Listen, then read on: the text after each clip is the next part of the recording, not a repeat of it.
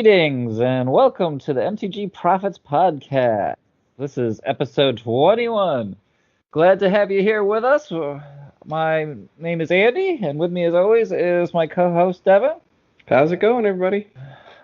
How's it going, Andy? Good. You know, another day. We had Ravnica Allegiance drop, so that's the buzz. The new excitement. The new hotness is finally here. The weeks of spoilers and other conjecture is at an end. That's right. So, what do you think so far? You actually had some opportunity to play with some of these cards already. I did. I went to a pre-release this weekend, and I did a two-headed giant event. And I guess the first thing was that the matches seemed to go pretty long. It wasn't like a really quick match. They seemed relatively drawn out. Kind of grindy. Kind of grindy as far as the matches went. I was surprised by just I guess some of the cards and how it turned out for people. Especially, I know this one has been noted as one of the best cards there. It's the green card. He's an adapt green card. When you get him, you can search out another one of him. Yes, yep. I'm trying to remember his name now. But I was surprised that a lot of people actually had that card. It wasn't like, they would just get one in one of their decks. No, They'd end up with they two. Actually had more than one, and they were able to search them out. It was shocking. I had, and then that happened in multiple matches where somebody had more than one. That one's a rare, isn't it? For him, he is a rare. Yeah, that is surprising to have more than one. It seemed unlikely that would happen, but yeah, because how many packs are you opening here? So that's the other thing, and I think this happened before, but I can't be sure now. So it's only 5 packs in the tribal pack. Oh, so, yeah. You're one right. pack short nowadays than in the pack. Yeah, they consider the tribal pack the 6th pack. Yeah, which is not that great of a pack. I mean, no. I guess it does give you a little bit of glue to hold your deck together and force you into that color. It does. But yeah, the Growth Chamber Guardian. That was the Elf Crab Warrior. And he's how much is he to cast? Is he the 2? He is guy? 2 to, he's very efficient. That's why he's great. He's 2 to cast. He's a 2/2. 3 for adapt 2. And then whenever you put one or more counters on him, you may search your library for another one of him, reveal it, and put it into your hand. Yeah, that's not bad. No. Especially, so basically, you could keep more than one. I mean, come on. Yeah. Yeah. Exactly. So that was surprising. What else? As we were talking earlier about the tie-in here with Arena, and that's been something that Wizards was kind of talking about, and that they did the last event as well, last pre-release, where you could get a code as part of the pre-release to play in a free draft on Arena, and it was just less than obvious how to find your code. You would have thought it would have been a very clearly marked slip of paper or something distinct in the pack, or maybe even on the outside of the pack or something. But it wasn't terribly obvious. I do recall seeing something, I can't remember now, I want to say it was on the outside packaging that said that there's a code contained in this package for Arena. In very tiny small print on the bottom of the packaging. And once you opened it, the deck box up, there was a code. It was on the back of a token card, and I think it's probably the same card for everybody. I think it was the Sphinx 4/4 Flying Vigilant token. But, okay. On the back, it just says, "Thanks for coming to pre-release. Here's a code for an entry in the draft." Don't forget to throw me away. I mean, basically, yes. I mean, if you did not notice that, you could have easily thrown it away. And it's funny. The people running the event weren't aware of the code or what it looked like. That seems especially pathetic that they were unaware. I think a lot of those people too, they run the event, but they're not big players. Maybe at least some of them. That seems so strange to me that you'd have people that don't actually play the game running Yeah, the but event. you would think you might want to call that out as well as a special bonus of your Yeah, it's like, don't access forget to your the event. codes in here, fellas. They're, Yeah, yeah, kind if of. you haven't played yet, it's free. Although, that being said, it's sort of like, you know, Wizards of the Coast is crapping all over us local game stores. Go ahead and leave our game store and play online, please. You Yeah, know, that's so true. Maybe so they don't want maybe to emphasize that. maybe they don't. I mean, I can't say that if I was a local game store owner, I'd be excited to tell people about Arena. Yeah, You know, probably not. That's a good point. I mean, I get that that it's another selling bonus to like why people might want to open their box, but by the same token, like I said, it's almost like saying, "Get out of here, go play on your computers, please." Hmm. It's like, holy cow. So I know that's what Wizards wants, but the Sure. local It's a game great deal store for them. shows, yeah, it's like, it's just another way to kind of funnel more business out of the LGS Yeah, it is. It onto is kind of a sneaky, the backdoor sneaky. way. It's Yeah. like, oh, we're not going to help you much anymore, and we're going to actively seek to destroy you. Yeah, absolutely. But we're Uh, going to tell you we love you on your way down into the fire pit. as we push you down and step on your fingers so you fall into the Once we pit. have released your body to the Rakdos Guild, we'll tell you that it's all for your own good. Exactly, exactly. Ugh. Yeah, that I thought was a little weak. Just and I every match that I played, and granted it was only 4 matches, but I asked my other players if they wanted their tokens, and I would say most people were aware of it, but I got the suspicion, and this could be just my own, guesswork, but that they didn't want to give me their token, not because they were going to actually go and play, but because of the sense that they didn't want to give up something that they thought might have value, just to deny me having it.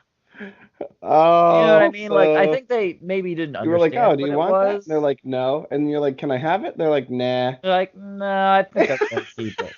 There wasn't a strong inclination that, oh yeah, I'm gonna play. I play all the time. Or God, no, I don't play at all. Here you go. It was more like, nerd greed. no, it's kind of the half-hearted, But yeah, denial. like, I don't use it, but you can't have it. And then there was also the half-hearted, well, maybe I'll try it out. Okay. Oh, which that's funny. which generally means probably not, but I only Yeah. had one person that asked, was like, "Hey, does anyone, want your thing?" And the one guy was like, "Yeah, here you go." Oh, okay. Well, that's cool. Uh, Oh, but that's funny. yeah, out of 8 people, no one else said yes. Wow. That is a pretty low uptake ratio there. I would have assumed at least one other person would have said yes, but Yeah, I kind of would have thought that as well. That would have been my thought. yeah, so kind of surprising in that. So Oh, gosh, that's funny. It's been so long. I haven't really played it. It's like I drove past the LGS on my way to like picking up my daughter from her friend's house, and I was thinking, oh, I should be at the LGS right now. yeah. I drove by on Sunday, and I was like, oh, I know they're running events. Oh no. I guess you could always stop in and enter, but not play it out, and just to get the cards. That just seems so wrong to me. Seems like I should, because I wouldn't just go. I wouldn't. Let me put it this way: I wouldn't be that interested in paying $25 for 5 packs. Yeah. So I would want the experience of playing, and I actually kind of enjoy pre-release more than other things. Like I enjoy playing with a sealed pool of cards much Agreed. more than a constructed pool. Mm. So. At least in the LGS, like I will say, like the Friday Night Magics around here have gotten like hyper competitive, and Yeah. there'll be like 40 people in the at the FNM, and they are playing to win. They are not playing for fun. They are not bringing fun decks. They are playing for wins. Well, your LGS is also do drafting, right? They do. They do every Wednesday. Oh, So okay. So not even on the yeah, Fridays. Oh. no, no, because Friday is dedicated to that FNM. I mean, they are. It's a full house. And when I say 40, I'm talking 40 to 60. I mean, Hmm. it is a full house. So Hmm. they don't really do that on Fridays. They do it in the middle of the week, which is kind of a tough time to do it. That's kind of strange. I would Yeah. think. Why would you do middle I of the week? Mm. I guess I don't know. I'm not exactly sure what the reasoning for that is, other than, like I said, they're pretty full on Fridays. Yeah. But I did as I was driving by. I think I sent you a text message. They opened up their cafe, their internet/gaming Yeah. cafe that also has craft brews and coffee, and they call it the Sideboard, which I thought was That's cool. I a mean, clever name. I if it thought, works out for them, more power yeah. to them. Yeah, I hope it does. I guess the business that was next door to them either went under, and they were able to essentially expand to, so now they own two units in the strip mall side by side. Hmm. And I thought, that's it's not a bad idea. So it's funny because they probably make more on selling food than they would make selling cards, which is another shame. But then again, It the guy that runs it, he seems to be like relatively, or I should say, the guy that owns it seems to be pretty smart. He's mhm. pretty with it, and I think you almost have to be nowadays because Yeah. I don't think you can half-ass it and run a card store and survive anymore. Yeah, I think you're right about that. I think it's very tough Yeah. nowadays to run that. And I would think still, I like the idea of a side little cafe or whatever, but I still think that's probably tough to pull off too. Yeah, I think you know what it is. The only advantage that you have there is if you could have a good management team that effectively could sort of manage both because you know what I mean? They're already paying a management team. So he's Yeah. got good I will say he used to have just a great manager, and that guy actually moved to Charlotte and opened up his own game store. So but that guy would have been capable of managing both the restaurant and the and The the cafe card part. store. So Yeah. so maybe your labor capital overhead would be more limited due to the extreme proximity of the two locations. You Yeah. see what I mean? I mean, they're literally next door. So there's probably Sure. a cut through, and I'm sorry to say I haven't been in there yet, but there's probably a cut through so that you can go from the game store into the Probably. cafe, and back and forth. So so so you could have like one person that's sort of the high paid employee, and then everyone else is just making, $8 an hour because they love games, and they're college students, and Yeah. they can, you know so because I'm sure labor costs is substantial, and I mean it is for most businesses. So Yeah, absolutely. So yeah, I think you could probably get some economies of scale there. But yeah, but it's interesting. But I felt to myself, I thought Andy's doing his pre-release right now. I should be doing yeah, so. yeah, I I was had checking. a little jealousy flowing through my veins at that moment. I got a decent card pool, but like I told you, we ended up going 2-2, and we just got steamrolled. Steamrolled the first game by overwhelming Simic counters, and then we our fate was sealed with the split card. What was it? Revival Revenge, which Oh, halved our life total and doubled theirs, which effectively destroyed us. the card should be called anal reaming. It was, I mean, So bad. what can you do about losing half your life? I mean, Well, then they gain all of yeah, even if if they didn't have the gain, that might have been one thing, but like, oh, golly, that's just brutal. It's just a huge swing. It's hard to come back from that. Really, really tough. So, yeah, it was over after that, but Oh yeah. Well, no. that's just how it goes. I didn't uh, really think we made any play mistakes really, but it was just I'm surprised you didn't get mana screwed. That's always what usually happens. yeah, yeah. Honestly, Usually you, overall you you we lose were because you okay don't. on the Yeah. mana. Yeah, That's at least a rare pleasure. See, you know what? It's so bad that's like one of the main reasons you seem to lose. Is like it not happens. because you're playing badly, but because you're not getting what you must have to play. Yeah, usually one of I enjoy the team play more than just the one-on-one, but usually at least one of us gets mana hosed at some Somehow. point. It always happens when you and I do the two-headed. Like every time one of us Yep. will get either the mana screw or the mana flood. Every time without fail. It So seems to work that way. it sure does. It seems like, and I feel like I get it all the time. Like I'll be sitting there watching you play out your cards, trying in the two-headed to like keep the ship afloat, and I'll have a hand full of cards, and I'll have like 2 mana, and I'll never get to the third mana. It's so frustrating. I always feel like that happens. Like it feels to me like that happens a lot. So, I don't know why Yeah, it feels that way, but yeah. I'm always like, damn it, I need to contribute. Like, can't do I anything. still remember that one game we played. Gosh, it was at I think it was at a I want to it was at a GP, I think, or was it at Gen Con? I think maybe Might it have, was Gen Con where we played against those two women and we busted out with like all of our stuff and then we finished it up with Chandra and just burned them out at the end.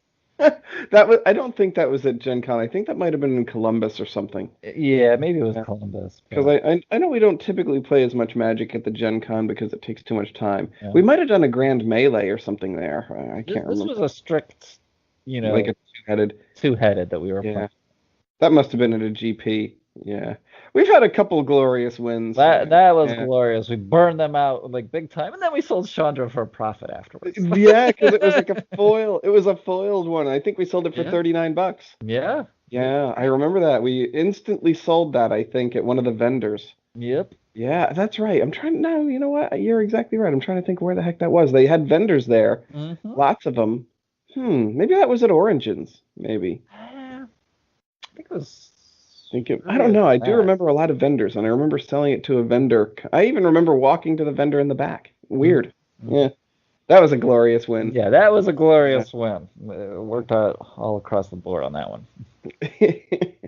Oh gosh, I remember another time when we had played a bunch of zombies out, and then at one point we brought out that oh gosh, and I think we were playing like a father-son team, or if was it a father-daughter duo? They were really cool, and they were very Yeah, deliberate in their play, and it was the two-headed giant, so I thought that was like a nice way for the father to teach the youngster how to play, and like.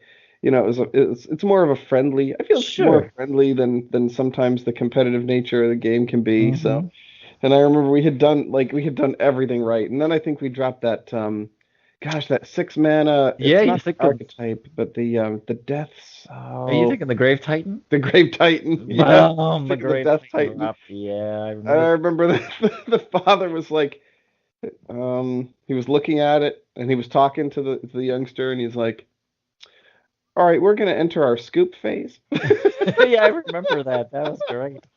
That was funny. It was such a brutal ending. Gosh, you almost felt bad for him because you were just like, oh, we so crushed their hopes. Oh, oh yeah, Oh, it was crushed the funny. dreams on that one. Yeah. Usually we're on the receiving end, it seems like. Yeah, yeah. It'll be like Wrath of God, all of our junk gets Wrath, destroyed. We'll have count. a huge board, we'll swing in, settle the wreckage, Oh, some stuff like that. Oh, that's usually how it seems to roll. yeah, yeah. Oh, yeah. Gosh, It's that's tough. funny.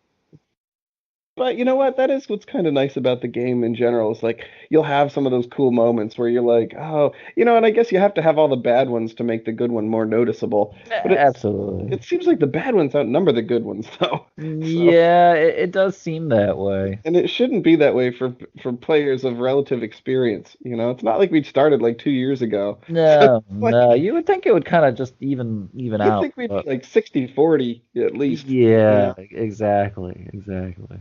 Although I'd say too, like our the opponents that we play, I would say in general, most Oh, they're hardcore. competitive Magic players, even two-headed giants for that matter, or drafts. I mean, these people aren't They're amateur pretty or hardcore. beginner players. They're all intense about it. These are people who have played before and they have average to above average skill level, or at least experience level. Yeah, I would say that's probably accurate. So that's funny.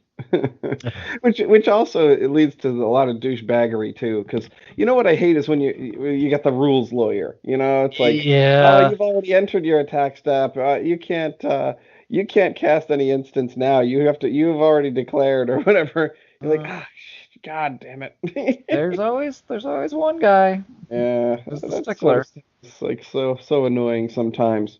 That You know. reminds me, did you see the one news item a gosh, I guess I'm not sure what this was last week, week before about the ban. The one guy got banned.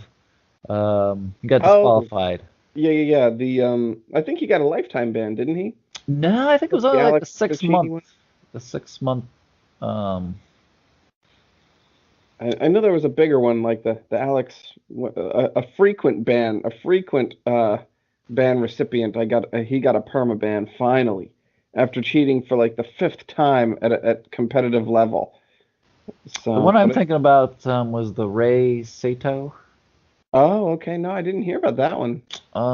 He was a Magic Pro League member. He was disqualified from Grand Prix Prague last week because he tried to play a land during combat. He tried to apparently like sneak it in during combat. Oh, really? That is Yeah. weird. That would be a bit much. That you can't be having. Yeah, I guess he they Probably felt like what. it wasn't like he wasn't doing it intentionally. Some people said, maybe he just kind of just messed up and forgot and it wasn't You can't wasn't just throw it malicious. out there in the middle of Uh combat, though. That is weird. And yeah. just the fact that he's trying to do it makes you think like, is some weird cheating going on here? You know what I mean? Hmm. So, and even that is taking it to the next level. If I saw somebody drop the land after they've declared attackers, I'm like, oh, you gotta wait till your main phase for that. Now I wouldn't like make a big deal out of it, but I'd probably be like, you gotta wait till your second main for that. Absolutely. You know. Absolutely. But I've had the dudes where I'll like tap mana or something, and then like, I won't even have like cast the spell yet, and like I'll be like, oh, let me change the way I'm tapping that mana, and they're like, no, you can't, you already tapped it. I'm Yeah, like, it does dude, I happen. haven't even cast the spell yet. You don't even know what it is, and you're like, oh God, that kind of stuff is super. I feel super annoying, like. And I think, unfortunately, like when you're playing across the table with people, a Hmm. lot of times that's how the people that play the game are. There's a certain level of, like, I guess, really douchebaggery, for lack of a better way to Yeah, describe yeah, I it. think it does seem like people aren't there to have fun or be But casual. It's it's like their level of intensity. It's like they have to win, and it's like even if it's by you making a mistake, or and it's not like you're cheating. You're just like, oh, look, can I tap that mana a different way? And Mhm. even you'll announce it like saying, oh, do you mind if I rechange the way I'm tapping that? And they're like, no, and you're like, damn it, I shouldn't even have said anything because Yeah. I should have just fiddled around with it. But because what you normally expect, and like what I would be like is like, oh yeah, no problem, but I guess you can't assume everybody's going to act like you do. So, Exactly. And I'm the same way. I give people the benefit of the doubt, or if they want to take it back because they messed something up, 9 times out of 10, I'm fine with that. I'm not going to want to unwind things after blocks happen or something. Yeah. But, there's a lot of stuff you can kind of like, oh yeah, no problem, whatever. But I feel like the players are not as casual as I would honestly like, Yeah, I because agree with that. I feel it takes some of the fun away. It's a quite a mix. I'm always kind of curious what the my opponent's going to be like. Are they going to be kind of friendly and easygoing, or are they going to be a real, extreme personality and stickler for the rules? You know what I find is unfortunate, and I'm sure you've seen this as well. We've both been at this for years. It's somewhat unusual that when you have someone that is chill and cool and relaxed and just there to have fun, you remember them because it was such an unusual experience. You see what I mean? Absolutely. It's like Absolutely. that's a sad state of the game when you're sitting there thinking to yourself, that guy was pretty cool. I wish I was ended up playing with Mhm. more people like him. But instead, like that's what I mean. Like the cool, chill dude, he's so rare that like your experience with him was special. Yeah, Do you see exactly. what I mean? I know what you're saying. I know what you're You're saying. like, ah, holy. What do we got here? So I don't know. That's I just need to step away for 2 seconds to yeah, keep it recording. yeah, for Be right sure. back. You know what I'll do is I'll chat a little bit about some of the sealed product and some product Yeah. news. But one thing that I had been noticing or I've been paying attention to is some other games, and I'm always interested in other new competition for Magic. So I was paying attention to the other Richard Garfield games, the particularly Artifact, which came out on Steam, and it was a Steam specific game, and they've unfortunately, and I say unfortunately because while I myself haven't played the game, I had been aware of the game, so I pay attention to it because it was a Richard Garfield game, and it was called Artifact, and it was apparently Taint. modeled. Yeah, yeah. It was modeled after the DOTA, and they have 3 lanes of play. And apparently, the game was a fun game to play. And they unfortunately are using a pay to play and premium model simultaneously, which some credit to the game's relatively rapid demise. They've unfortunately lost 97% of their active player base, and they've gone from 60,000 users in November to 1,600. So Wow. they really lost What a a lot of their player base, which is a very unfortunate. And the part of the problem I think for them was in order to start playing the game, you had to pay $20, and then that you turned me still had a off month. automatically. You I know, stopped yeah, right there. me too, because I was like, I don't know if I'm gonna like it, so I don't really want to pay in, and then you still have to buy packs later. So like that gets you like a starter deck equivalent or something, Okay. I was just like, oh gosh, no thanks. I'll wait until it. My thought was it's a Steam game, it'll go half price in a month, so Sure. and at this rate, it'll probably go freemium instead of instead of pay to play and freemium. So it'll Yeah. probably Yeah. but it's going to be hard to resuscitate that after you've lost so many Oh active God. players. Pull the plug. Yeah, so Put it out of its yeah, misery. it's a very unfortunate thing. But Steam does have a track record of turning around damaged gaming properties, though. They've done that with a game called CS:GO, which is Counter-Strike, Global Counter-Strike. It's a first-person shooter, Mhm. and that game was they've turned that around dramatically. It's one of the most played FPSs in the world now, and they struggled mightily originally. But I think it's going to be hard to get the players back in a card game, So the Richard Garfield name wasn't enough. Unfortunately not. Yeah. So that was one piece of news for non-Magic. The other was the most recent set of the Force of Will, with Strangers of New Valhalla. They are now in the second set of their New Valhalla block, and the first set completely sold out, and the second set appears to be on track to do as well. So I don't know if you're familiar with Rudy from Alpha Investments. Yeah. Yeah. He has some pretty humorous videos. I do enjoy his videos, and I've actually been a patron of his for some time to get cheaper box prices. Hmm. So I would usually buy like a box a month or a box or two a month, and pay like $79 for a box. But he also does Force of Will as well now, and he has a deal with the distributor, and he gets us the essentially almost distributor level pricing for that product as well. He sells it cheaper than anywhere I've found it in the country. He sells those boxes for $69 a box. So they are essentially priced similarly to Magic cards for those that are unaware of it. And so that's a pretty substantial deal. And I think he sold out in 2 days. So Wow. very quick. And this time he ordered, twice as many. I think for the first set he ordered 750 boxes. For this time he ordered 1,500 boxes, and zip, they're gone. So Who's buying all of these? well, it's just players. Realistically, I myself bought 2 boxes. I was like, zoop, I'm sucked just right curious down. because they tried to get Force of Will going in my area and they stocked it in the store, and then it just died. And no one bought it. No one played it.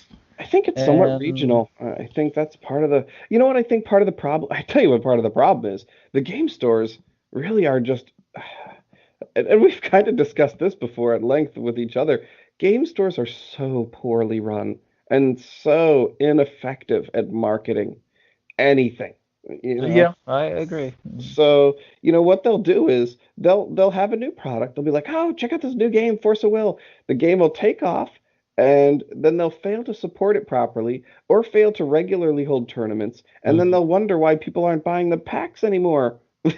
Yeah. And then it'll drop down to like six players that still play it. And then they'll buy like six, the store will buy six boxes, they'll buy a case, and then they'll only sell three. So then they're only sitting there with three extra boxes, Yep. and then the boxes get stale, and then they don't move, and then they just sit there and they think, well, this game sucks. Well, because they didn't do anything to support the game, you know? Yeah, and I imagine too a lot of their efforts are probably geared right toward Magic. I mean, And even that, I think is in most cases very poorly done. yeah, Like, look I at the agree. dudes that run in your freaking thing. They didn't know there was a code in there, for God's sake, Yeah. you know? So, and I will say, like, it's my understanding that the Force of Will company, which is a privately held company, they do a lot of things right. Like, they will send stores all kinds of cool, like, swaggy stuff. They'll send them special cards to give out. They'll send them play mats to give out. So they're trying to make it easy for the stores to do, and they even sell like pre-release packs. You can buy a Hmm. pre-release pack that has, it has like 72 boosters, it has free lands, it has promotional cards. Like they try to make it as easy as possible, and I think it's because they know that a lot of times the local game stores are ineptly run. So, I mean, like have you gone to the websites of some of these web stores? Oh, they're if they have a website. If they have one, and I would say like 60 I would say 65% of the time, they don't even have one. They'll Which have is like a Facebook crazy. page that was modified like a year ago I have seen it. I've with the seen it wrong happen. address and phone number on it. Yeah, I've seen it. It's amazing how badly run these things are. It's almost like you take people that have absolutely not only no business sense, but also no common sense. And they think, I love games. I'm going to open a game store. And they don't give any thought to actually running the basic parts of a business. Yeah. So when I, you're I creating a game and a product, how do you force that guy to to to to promote your product really tough. when you practically tell him exactly how to do it and he still can't do it right because No. he can't even give people his phone number. It's like, my goodness.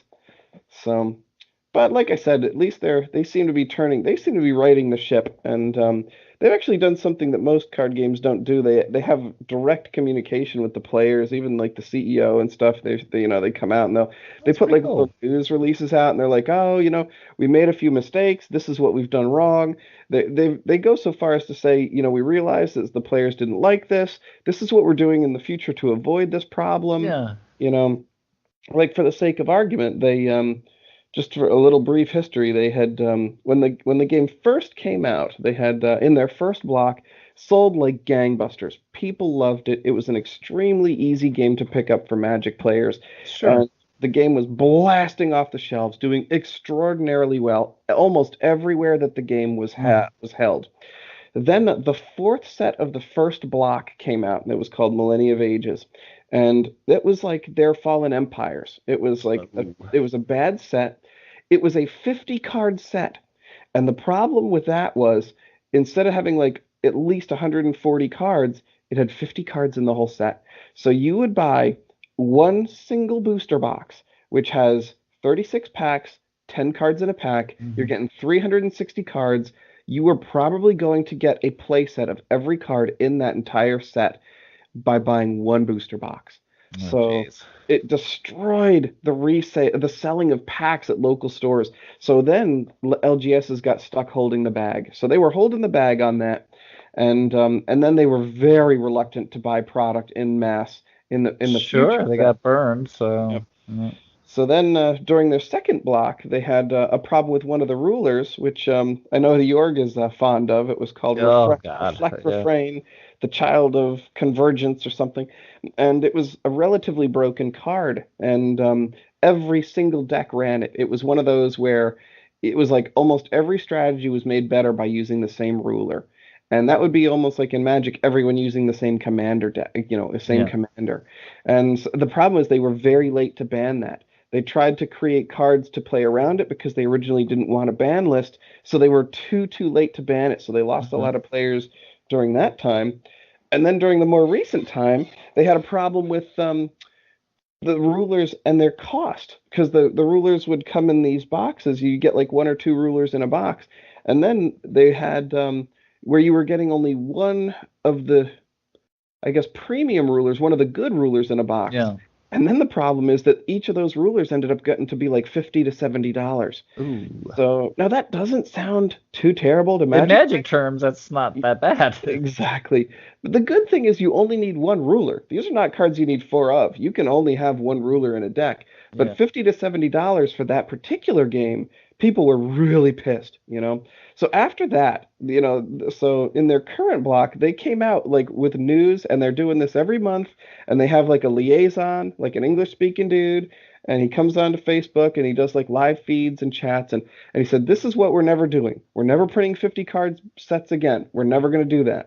We're also, we're never going to produce these broken cards if we can avoid it. However, when we do have a broken card, we will make sure to ban it at an appropriate time or produce a workaround.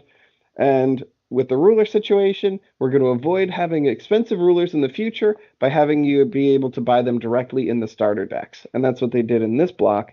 And so they seem to be like understanding that they're not doing everything perfectly, and they're actively trying to communicate with the player base and say, "This is what we've done wrong. We understand that people don't like it. Give it a chance. You'll probably enjoy it, and we're going to try to avoid it in the future." That's good. Which is That's kind of a good. nice approach. And even like the CEO of the company would go to the GPs just to meet the people and stuff, which I thought is really kind of cool. Well, it is cool that they have such a involvement in it, and Yeah. apparently willing to work and communicate with their player base. Yeah, unlike Wizards, where they're just like, "We're printing cards on Pringle chips, and we're not going to tell you why for 6 years." know? It's like, yeah, we've been printing cards for 25 years. All of a sudden, we don't know how to print them anymore, and they're super cheap, and they fold up almost instantly upon opening them from the package. And we're not going to tell anyone that we're even trying to fix the problem. Like, what the hell? Yeah, it Like, seems outrageous, especially in this day yeah, and age. it's so bad. Like, God help you if you're curious about information from what the corporate level is thinking, because you're not going to get a straight answer out of them. No. So I feel like the Force of Will is kind of going through some of their growing pains, like Magic did early. It's like they would never print a Black Lotus now, but they did back in the day, Yeah. because now it's too powerful, or a Time Walk, Yep. things like that. So Force of Will had their Time Walk and their Black Lotus, and they're getting over it. So Yeah, they it seem to be doing a happens. good job. Yeah. I personally enjoy the game tremendously. I like it a lot. I almost probably prefer it over the Magic, to be honest. Yeah. But but Heresy. well, yeah, I guess. You, Heretic. Die, heretic! I feel like some of the inherent problems of the Magic, like especially the mana problems, are just so fixed. I feel that if Magic were redesigned today, and in fact, Richard Garfield has even stated as much, he would undo the damage that Mana Screw and Mana Flood have on the game. But it's such an integral thing now. The game is stuck with its legacy, of It's got of so much baggage. yeah, of somewhat poor game design in that regard, that we're stuck with it now, Yeah. you know. But so it's not that better things aren't out there. It's just that the momentum of the Magic is so heavy. It's got a lot of weight on it. It sure does. They can do all these things wrong. They can crap all over the player base, ruin your card value, produce cards that don't even hold up well, just basically crap on you in every possible way. And guess what? They don't even care. They'll still get more players, or maybe not more, but their players are so hardcore that they'll still keep enough of them that it doesn't matter. Yeah. Well, when you're the number one game in town, I mean, hey. Hmm. And you've had so many years and so many cards, and so much history. I mean, you can get away with a lot, I think. I think so. I think you're right. Wow, we're getting kind of long in the tooth here. We We've had, have gotten a little you know, long today. Maybe I think hmm, we're going on an hour basically. we are. I think maybe we'll have to save our Ravnica Allegiance discussions for next episode, and get Yeah, into our kind of breakdown of that and you picks know, and and you had a things to look great for. idea, and I'm going to go over this for our next talk and discuss the cards that we want to own from Ravnica Allegiance. I think that might be a good way to segue into the new set, so to speak. Yeah, So absolutely something what we like. yeah, I'm gonna definitely do that. I thought that was a great idea. And always, as we've mentioned in the past, and it always bears repeating, if you have Ravnica Allegiance cards, ones that are of any value, and you can go on to Yes, Dogware or eBay or wherever you want just to check prices, especially dump now in them, the pre-release time, get rid of them dump them ASAP. Yeah, now, because they will not be worth more in the later. future. That Yeah. is the most sound advice that we can give. Yes, if It you've is learned the anything. largest sure bet that we can give you. Exactly. You look at the prices now, and they're high. I'm impressed that so many of the rares are actually at a relatively high dollar value. But I'm 100% sure that as soon as it says released, we will see all those numbers drop. Yep, 90% of the time they're going to drop. You won't be able to pick that 10% winner, not with any regularity. So, it's time to dump. And we can even see it now. I mean, there's already cars that are going down. Um, I Every time. remember seeing even just yesterday, what is it? The Haunt of Hightower, I think was 34, the Oh the my. buy a box promo. Today he's 24. Yeah, yeah. He's beginning his He has descent. just commenced his descent. That's exactly right. Yeah, and a lot of the other ones are dropping too. So sell it Oh, now. time for the dump. Yeah. Time for the And dump. I guess as a reminder, this coming Thursday, the new product drops as well. What's the name again? Oh, The is it uh, Mythic Edition? Mythic Mythic Edition. Shimmy Edition is what we're calling that. Yeah. Yeah, So this is the box of 24 boosters, I think it was. 24 boosters, and I think 8 of them are the special boosters. Yeah, you got the 8 planeswalkers, the alternate art planeswalkers that are part of that.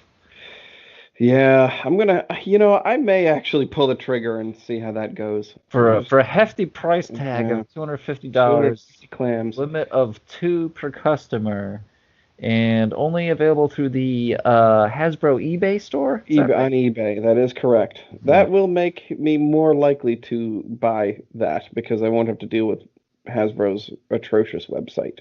So Yeah.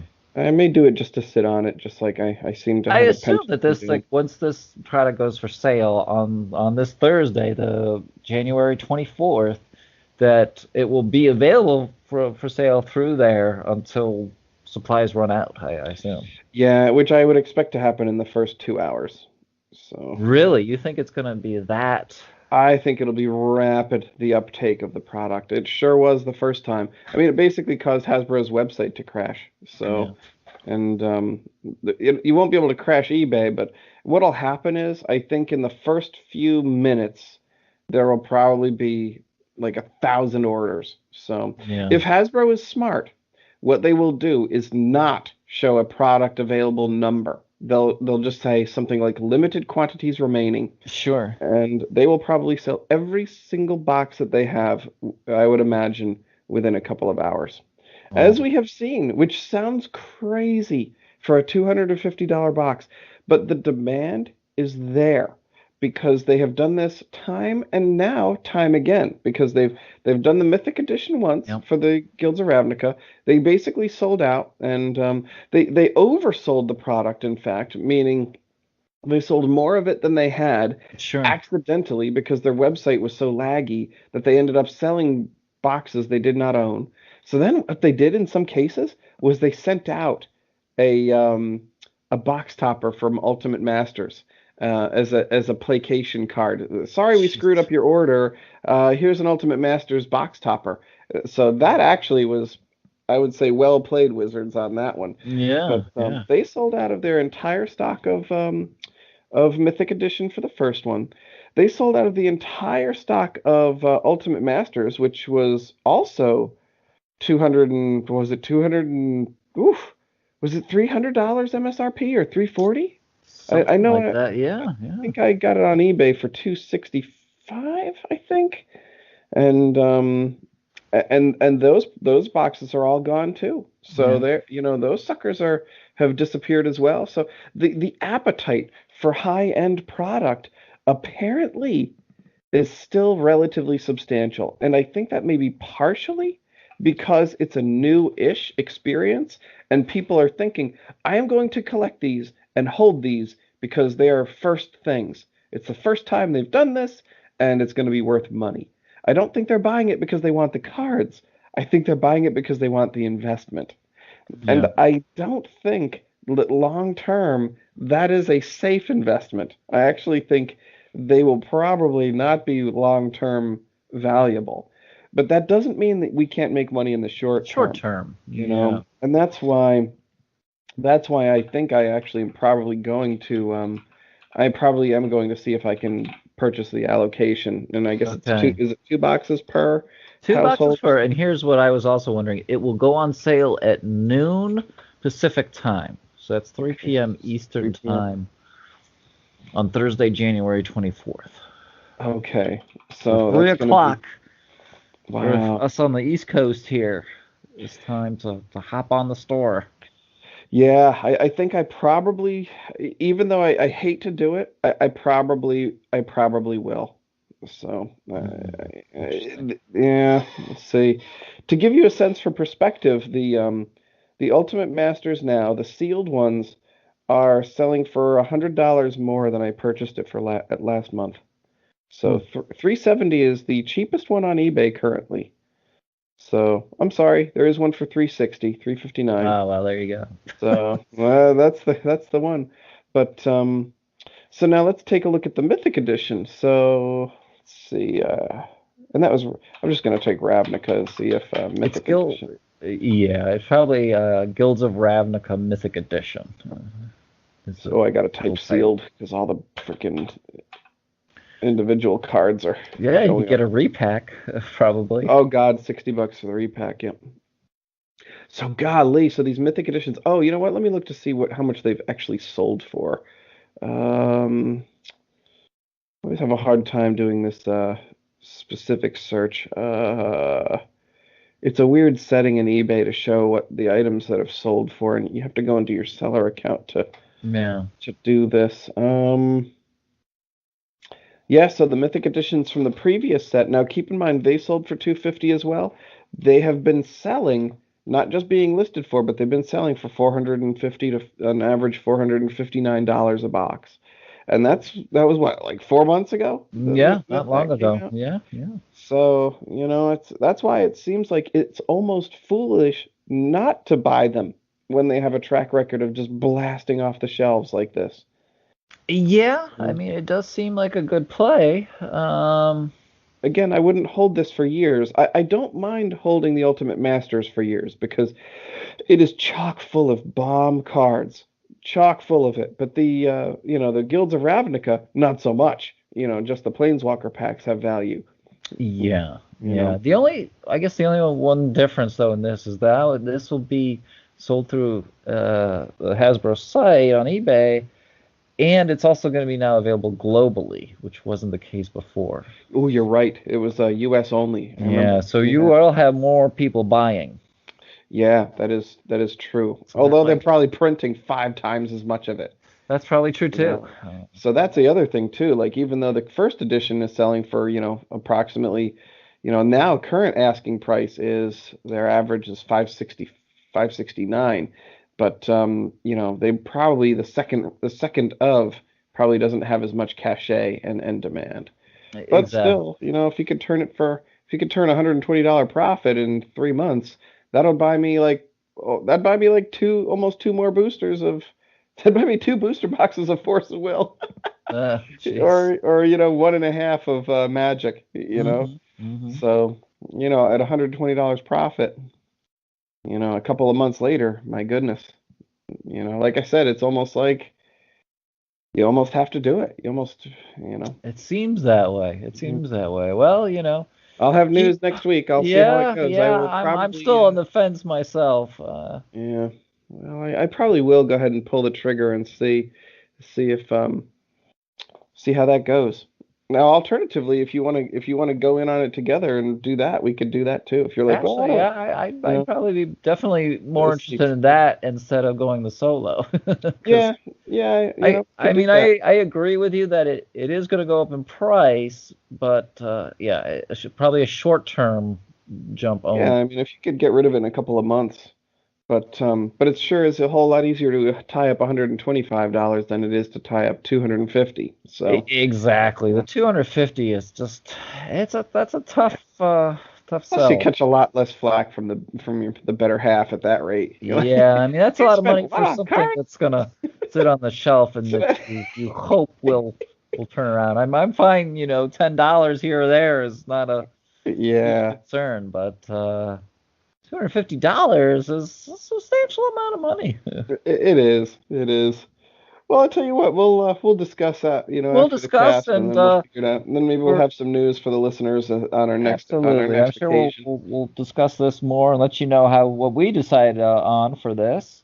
Yeah, And definitely next time we'll get more into Ravnica Allegiance and really go through that and break down that set for you. yeah, absolutely. And as always, just want to remind all the listeners, please feel free to check out mtgprofits.com, full of juicy content, and also if YouTube is your jam, Andy works hard to get those videos up there for you. So I try to get us post started. our matches from Arena every week, so look up there for new stuff all the time. And I will admit, even I've been bad about watching the arena matches, probably because I lived the arena match. But You were there, so it's okay. so I probably get a pass. But Yeah, I think the rest of you should be checking that you stuff should out. be fine. And I know last week you made a plea to get some comments, so we're still waiting to hear from you. Yeah, So absolutely. shout out to us, anything, any comments, In any feedback, way, absolutely. We'd love to whichever have some media. feedback. Yep. Yep. Even just to get a sense for who's listening to the end. So please give us a shout out. We'd appreciate it. We'd love to hear from you. Absolutely. I think that about wraps it up for this week's episode. And as always, everybody, may your picks always be profitable. Have a great night. All right, take it easy, everybody. Bye bye. Bye.